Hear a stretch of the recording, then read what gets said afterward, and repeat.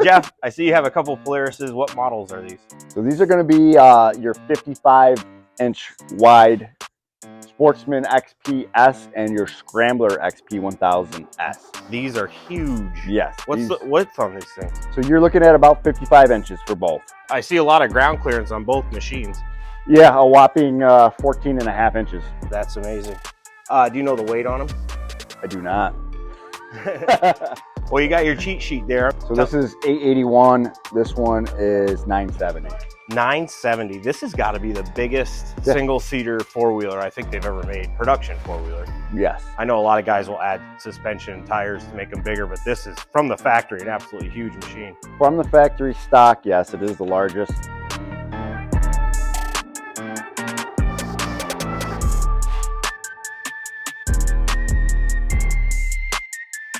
Here you do have your Walker Evans clicker shocks on there. That is something that's going to give this the best handling, the best suspension that you can have on it. Unfortunately for your Sportsman S, they have your regular gas shocks that are non-rebuildable. So other than that, is your chassis that pretty much the same between the two machines?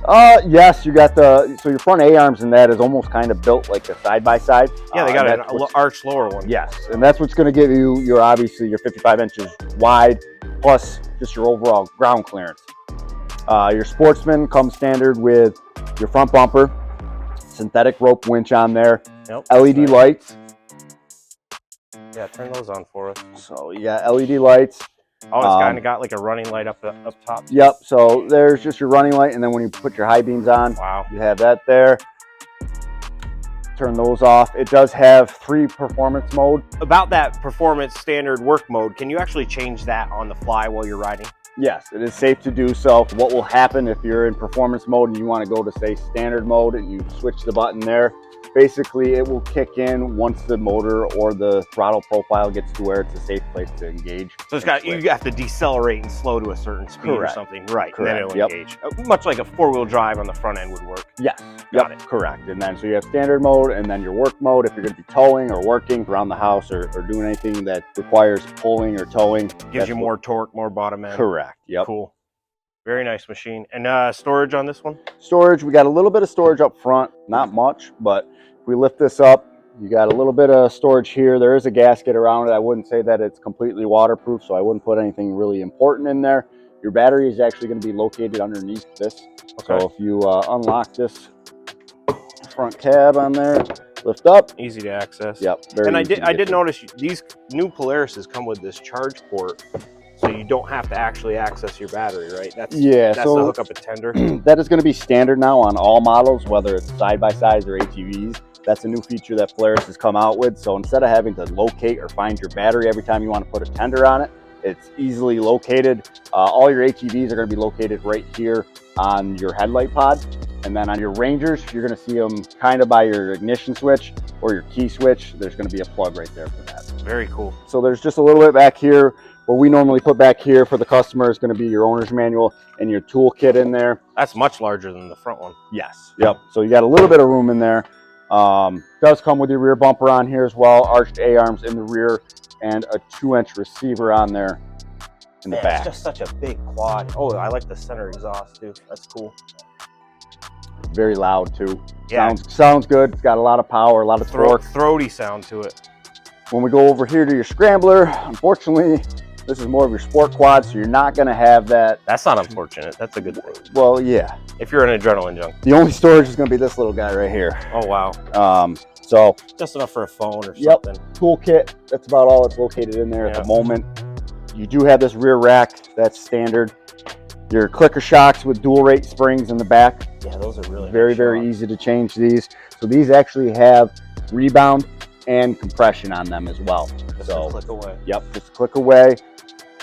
This model does not actually come with LED headlights, which is crazy, but we did update these headlights. So instead of the halogen bulbs, we did update those to your LEDs. And then standard again on this is going to be your Pro Armor light switch on there. Yeah, so you're going to have a hard time outrunning that light. You're going to get your Duro tires, which are going to be more aggressive than your standard tires, a little bit more actual ground clearance because you're going to be sitting on 27s on 12-inch rims. Wow.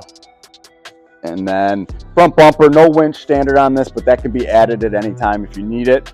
Just going to add some weight to it. You're sitting dry weight here at about 881 pounds. You are sitting much heavier, about 970 on the Sportsman XP. What do you assume that is? The plastics? I mean, we're looking at no fender flares on that one, but the Sportsman has some fender flares and additional plastic. You got your fender flares, you got your bumpers, yeah, which are very meaty, plus your winch. Your winch is probably about 30 pounds, so that's going to add that in there as well.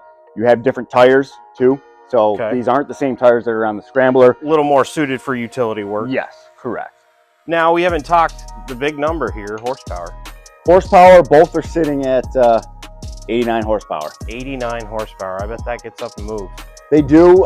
Both start at the same MSRP as well. MSRP on these 2024 models is going to be $17,799. Wow.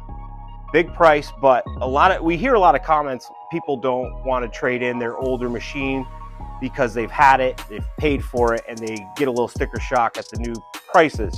But the new prices come with reliability, comfort, and performance that you're not getting in your old machine.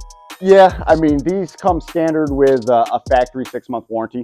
So that's standard on these, which can be extended. So if you do want to extend that, you can extend it up to 5 years. And there's 2 different protection plans that you can go. You can do total protection, it's going to cover the entire machine, or you can just do your powertrain, which is going to cover your engine and transmission.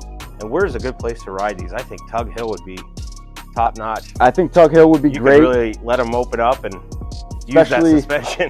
Yeah, the suspension on that Scrambler will just eat those bumps and the rocks and stuff up. We took a side-by-side up there this past fall, and we have gas shocks on it, and I can tell you, I wish I had this shock or the suspension on that side-by-side. It would make a world of a difference. Yeah, smoother ride. Awesome. Well, you guys aren't located too far from the exit off of 90 in Weedsport. Yeah, exit 40 off the thruway. We do have both of these in stock, ready, and are for sale.